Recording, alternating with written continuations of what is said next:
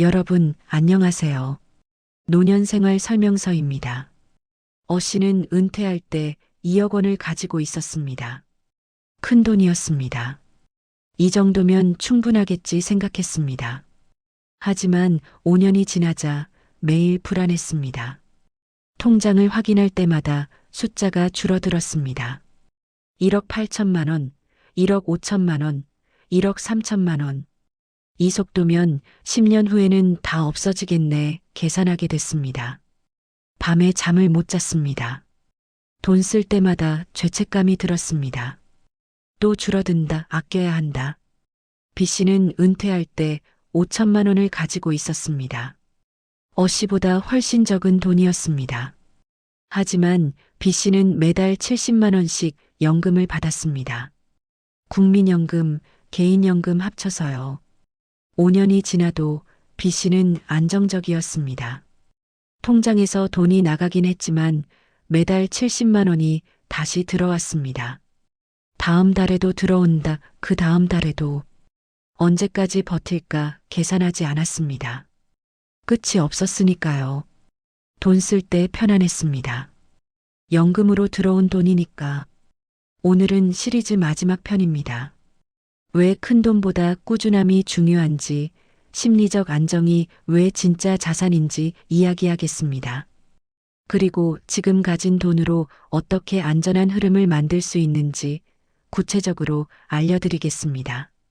먼저, 목돈이 주는 심리적 압박에 대해 이야기하겠습니다.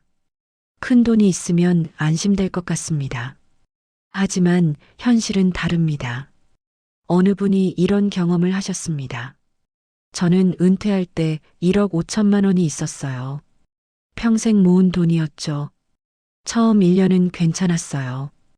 1억 5천만 원이면 충분해 생각했거든요. 그런데 1년이 지나니까 1억 3천만 원이 됐더라고요. 2천만 원이 줄어든 거예요. 갑자기 불안해지기 시작했어요. 2천만 원이 1년 만에 없어졌네. 그러면 7년 반 후에는 다 없어지겠네. 그때부터 계산하게 됐어요. 매일 매달 얼마나 남았는지, 얼마나 더 버틸 수 있는지. 통장 보는 게 무서워졌어요. 볼 때마다 줄어들어 있었거든요. 1억 5천만 원이라는 큰 돈이 있었는데 오히려 불안했어요. 줄어드는 게 보이니까요. 이게 목돈의 역설입니다. 많이 있으면 안심될 것 같지만 줄어드는 게 보이면 불안합니다. 또 다른 분은 이렇게 말씀하셨습니다. 저는 3억이 있었어요. 정말 큰 돈이죠. 평생 걱정 없겠다 생각했어요. 그런데 5년 만에 2억이 됐어요. 1억이 사라진 거예요. 생활비로도 썼지만 자녀 결혼 자금도 주고 집 수리도 하고 이것저것 하다 보니까 금방 줄었어요. 그때 깨달았어요. 3억도 무한한 게 아니구나. 쓰면 줄어들는구나. 그 후로 정말 불안했어요. 1억이 5년 만에 없어졌으면 나머지 2억도 10년이면 다 없어지겠네. 돈이 많았는데 오히려 그게 압박이 됐어요. 이렇게 큰 돈을 다 쓰면 어떡하지? 금액이 큰지 작은지가 중요한 게 아닙니다. 줄어든다는 게 보인다는 게 문제입니다. 1억이든 2억이든 3억이든 쓰면 줄어듭니다. 그리고 언젠가는 끝이 납니다. 이 끝이 보이는 게 불안을 만듭니다. 계산의 압박에 대해 더 이야기하겠습니다. 목돈이 있으면 자꾸 계산하게 됩니다. 남은 돈 나누기 한 달 지출. 그러면 몇 년이 나옵니다. 어느 분이 이런 경험을 하셨습니다. 저는 매일 아침 일어나면 통장을 확인했어요. 어제보다 얼마나 줄었나, 지금 얼마 남았나, 이 속도면 언제까지 쓸 수 있나? 항상 계산했어요. 1억 2천만 원 남았으면 한 달에 100만 원 쓰니까 10년. 9천만 원 남으면 7년 반. 6천만 원 남으면 5년. 매일 이 계산만 했어요. 밤에 자려고 누우면 오늘도 3만 원 썼네. 앞으로 며칠 더 줄겠네. 이런 생각만 들었죠. 이게 진짜 스트레스였어요. 돈이 있는데 행복하지 않았어요. 또 다른 분은 이렇게 말씀하셨습니다. 저는 엑셀로 표를 만들었어요. 매달 지출을 기록하고 남은 돈을 계산했죠. 그래프도 그렸어요. 이 추세대로 가면 언제 바닥나는지 보려고요. 그래프가 계속 내려가는 걸 보면서 정말 우울해졌어요. 친구들은 그런 거 왜 해? 했지만 안 하면 불안했어요. 결국 계산만 하다가 삶을 즐기지 못했어요. 계산의 끝은 항상 같습니다. 언젠가는 바닥난다. 이게 불안의 시작입니다. 그리고 이 불안은 삶을 잠식합니다. 불안은 지출에도 영향을 미칩니다. 목돈이 있으면 쓸 때마다 죄책감이 듭니다. 어느 분이 이런 경험을 하셨습니다. 외식하고 싶어도 참았어요. 3만 원이면 한 달 식비의 10분의 1이네. 이렇게 계산하게 되더라고요. 친구들이 여행 가자고 하면 100만 원이면 한 달 생활비네. 이런 생각에 못 가겠더라고요. 옷 하나 사려고 해도 10만 원이면 며칠 생활비야 하면서 안 샀어요. 결국 아무것도 못했어요. 돈은 있는데 쓰지 못했어요. 그러다가 몇 년 후에 깨달았어요. 나는 돈을 모으려고 산 게 아니었는데, 쓰려고 모은 건데, 왜 못 쓰고 있지? 또 다른 분은 이렇게 말씀하셨습니다. 손주가 태어났어요. 선물을 사주고 싶었죠. 백화점에 갔는데 10만 원짜리 옷을 보면서 망설였어요. 10만 원이면 하면서 계산하게 되더라고요. 결국 5만 원짜리로 샀어요. 그런데 집에 와서 후회했어요. 손주 선물인데 왜 내가 아꼈을까? 돈이 없는 것도 아닌데. 그때 깨달았어요. 목돈이 있어도 쓰는 게 두렵구나. 이게 목돈의 함정입니다. 있어도 못 씁니다. 줄어드는 게 두려우니까요. 그러다 보면 돈을 위해 사는 게 됩니다. 삶을 위해 돈을 쓰는 게 아니라요. 그렇다면 꾸준함은 뭐가 다를까요? 매달 들어오는 돈은 심리를 완전히 바꿉니다. 어느 분이 이런 경험을 하셨습니다. 저는 처음 3년 동안 목돈만 가지고 살았어요. 매일 불안했죠. 그러다가 연금을 받기 시작했어요. 월 60만 원이었어요. 처음 연금 들어온 날 통장 보면서 신기했어요. 줄어들기만 하던 통장에 돈이 들어왔네. 그 다음 달에도 들어왔어요. 그 다음 달에도 매달 같은 날 같은 금액이요. 몇 달 지나니까 마음이 달라지더라고요. 이게 계속 들어오는구나. 끝이 없구나. 언제까지 버틸까 계산하지 않게 됐어요. 끝이 없으니까 계산할 필요가 없었죠. 목돈도 여전히 있었어요. 하지만 매달 60만 원이 들어오니까 목돈을 덜 쓰게 됐어요. 그리고 무엇보다 마음이 편해졌어요. 밤에 잠도 잘 왔어요. 이게 꾸준함의 힘입니다. 들어온다는 것, 계속 들어온다는 것, 끝이 없다는 것. 이게 심리적 안정을 만듭니다. 또 다른 분은 이렇게 말씀하셨습니다. 저는 배당금을 받기 시작했어요. 3개월에 한 번 30만 원씩이요. 큰 돈은 아니에요. 한 달로 따지면 10만 원밖에 안 되죠. 하지만 3개월마다 통장에 뭔가 들어오는 게 좋았어요. 내 돈이 일하고 있구나. 뭔가 들어오는구나. 이런 느낌이요. 목돈만 있을 때는 줄어든다는 느낌만 있었는데 배당금이 들어오니까 채워진다는 느낌이 들었어요. 금액은 적어도 심리적으로 큰 위안이 됐어요. 금액이 아닙니다. 들어온다는 것, 그 자체가 중요합니다. 꾸준함은 지출도 바꿉니다. 매달 들어오는 돈이 있으면 쓸 때 편안합니다. 어느 분이 이런 경험을 하셨습니다. 연금 받기 전에는 돈 쓸 때마다 죄책감이 들었어요. 3만 원짜리 외식도 또 목돈에서 빠져나가는구나 이런 생각이 들었죠. 하지만 연금 받기 시작하고는 생각이 바뀌었어요. 연금 60만 원 들어왔으니까 이 돈으로 이번 달 살면 되지 이렇게 생각하게 됐어요. 3만 원 외식해도 연금으로 들어온 돈이니까 하면서 편하게 썼어요. 같은 3만 원인데 기분이 완전히 달라졌어요. 또 다른 분은 이렇게 말씀하셨습니다. 배당금으로 손주 용돈을 줘요. 배당금이 분기마다 25만 원 나오는데 이걸로 손주들한테 5만 원씩 줘요. 목돈에서 쓸 때는 아깝다 줄어든다 이런 생각이 들었는데 배당금으로 주니까 기분이 좋아요. 할머니가 번 돈으로 주는 거야. 이런 느낌이랄까요? 손주들도 좋아하고 저도 기분 좋고 목돈 쓸 때와는 완전히 다른 느낌이에요.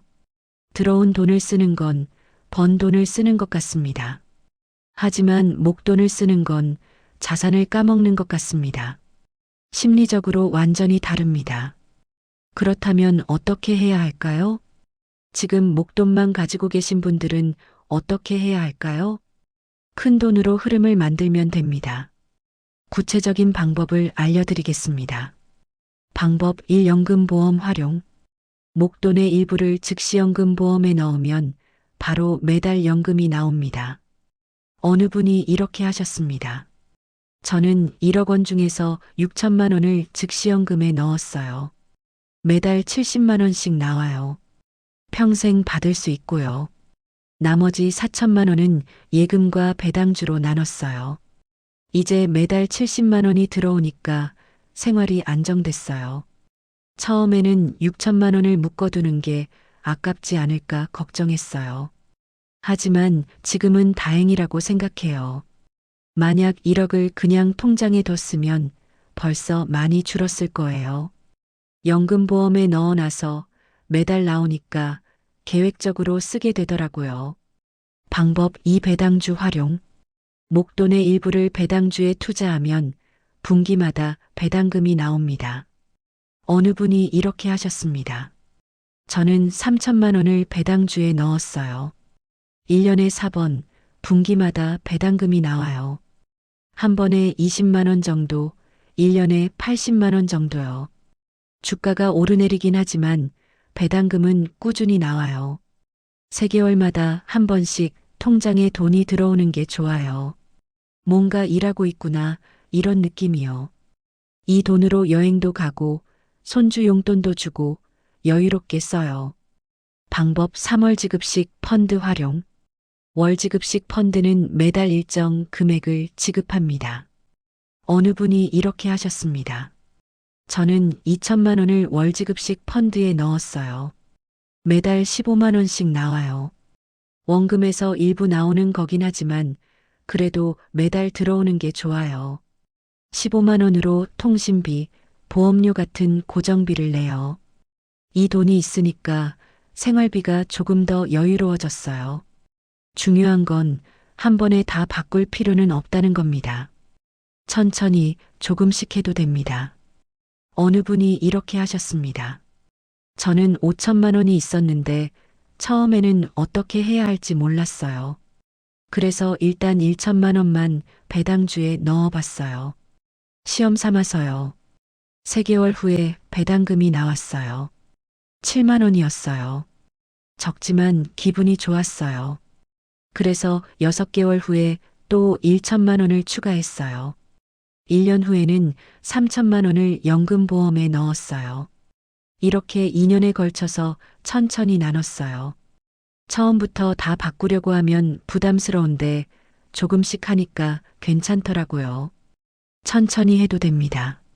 한 걸음씩 나아가면 됩니다. 또 중요한 건 적은 돈으로도 시작할 수 있다는 겁니다. 큰 돈이 없어도 괜찮습니다. 어느 분이 이렇게 하셨습니다. 저는 목돈이 2천만 원밖에 없었어요. 그 중에서 500만 원을 예금으로 비상금, 1천만 원을 배당주에 넣었어요. 배당금이 분기마다 7만 원 정도 나와요. 적은 돈이죠.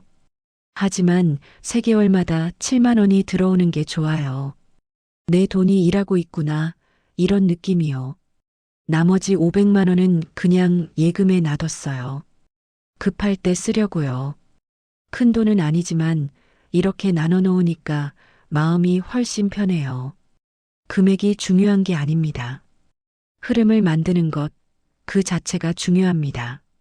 월 10만 원이든 20만 원이든 들어오는 돈이 있으면 삶이 달라집니다. 마지막으로 중요한 이야기를 하겠습니다. 왜 꾸준함이 큰 돈보다 중요할까요?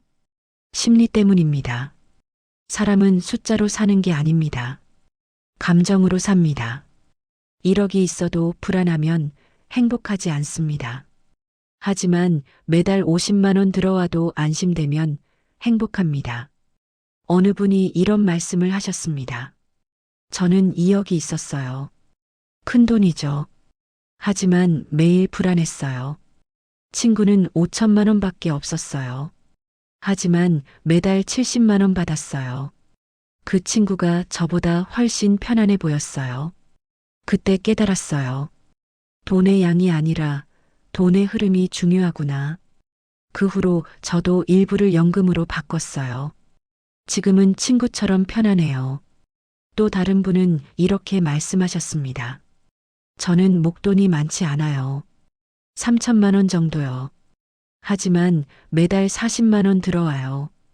국민연금하고 배당금 합쳐서요. 40만 원으로는 부족해요. 그래서 목돈에서 추가로 40만 원 써요. 하지만 목돈 많은 사람들보다 제가 더 편안해요. 매달 들어오니까요. 돈의 양이 아니라 흐름이 중요하다는 걸 알아요. 심리적 안정이 진짜 자산입니다. 큰 돈보다 꾸준한 흐름이 더 가치 있습니다. 오늘로 노년의 안전한 돈의 흐름 만들기 시리즈를 마무리합니다. 세 편의 영상을 통해 우리는 함께 배웠습니다. 1편 매달 들어오는 돈의 의미 목돈은 줄어들지만 흐름은 채워집니다. 들어온다는 것이 안정감을 만듭니다. 2편 예금연금 배당의 역할 차이 예금은 비상금, 연금은 생활비, 배당은 여유. 각자 역할을 주면 안정적입니다. 3편 큰 돈보다 꾸준함이 중요한 이유 줄어드는 게 보이면 불안합니다. 들어오는 게 보이면 안심됩니다. 심리적 안정이 진짜 자산입니다. 모든 이야기의 핵심은 같습니다. 큰 돈을 모으려고 하지 마세요. 흐름을 만드세요. 수익률을 쫓지 마세요. 안정감을 찾으세요. 숫자를 보지 마세요. 마음을 돌보세요. 오늘 이야기를 정리하겠습니다. 목돈의 문제. 줄어드는 게 보입니다. 언제까지 버틸까 계산하게 됩니다. 쓸 때마다 죄책감이 듭니다. 심리적으로 불안정합니다. 꾸준함의 힘. 들어오는 게 보입니다. 끝이 없다는 안정감. 쓸 때 편안합니다. 심리적으로 안정적입니다. 흐름 만드는 방법. 연금보험 매달 나옵니다. 배당주 분기마다 나옵니다. 월지급식 펀드 매달 나옵니다. 천천히 조금씩 해도 됩니다. 적은 돈으로도 시작할 수 있습니다. 진짜 중요한 것. 금액이 아니라 흐름. 숫자가 아니라 심리. 큰 돈이 아니라 안정감.